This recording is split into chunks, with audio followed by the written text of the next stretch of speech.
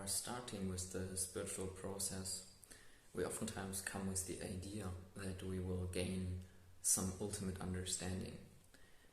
The ego really wants to understand something. It wants to have the truth. It wants to have something that is final and absolute, something it can rest on, something that is eternally true. This longing for something that gives itself stability, which ultimately it cannot get. There is no ultimate true reality, true essence of what this is. And the problem comes when during the spiritual path this idea is not clearly seen, and some certain type of experiences are confused for those eternal, true statements about reality. And this is especially problematic when it happens to people with negative views about the world. One of those very common negative views about the world is solipsism. It is the idea that only your own personal experience is ultimately true. And that is some intermediary stage of realization where there is this idea, because some projection onto experience is dissolved, that is the true state of reality, that this is some truth. And this has become so problematic because there's on the one hand side this longing for having some truth, for holding on to it, while it still makes you feel really bad. So it can be that it's hard to let go of these ideas that are clearly not beautiful, clearly not make you feel happy, and still, while they feel so true, they support the ego's longing for some truth. And this can be a trap to get stuck in.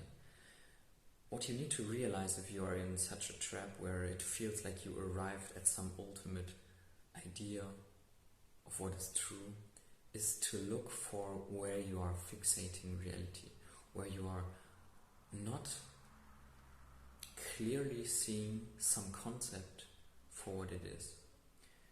So this might be very subtle. It's usually not a thought that arises that you can clearly identify because it's telling you what idea you have. It's not coming as a verbal thought. It's a stance you're holding, one that you're usually blind to. And this requires then more work. It requires to uncover that there is less stability in those ideas than what you currently perceive. And when you are on the so-called spiritual path, there will be many such intermediary stages where you have a realization, you break through, you dissolve something, some belief about the world that you were previously holding. But instead of realizing that this is some inherent feature of reality, you arrive at a new conclusion. The mind jumps in and explains to itself the new state of experience, just so that it doesn't have to really let go of this fundamental illusion of a separate self. And especially with the problem of solipsism, it becomes clear that what is lacking is insight into the nature of no self. Because if you first discover that the internal representation of others is a mental projection, and you have not yet discovered that your own internal reality is in the same way such a projection, then you have and hold the idea of solipsism. But when you come to the realization through first discovering no self, then the idea is clearly seen through that you are the only one on this, experiencing this, because there is no one anymore. Oh, as as opposed to the idea of other. There is only what is.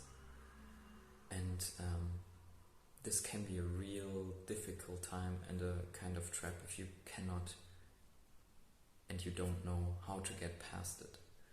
So I hope this is helpful, and if you have any further questions, if you want to know how to get past the stage maybe, or you need specific advice for practices, leave a comment down below and I'm happy to answer them.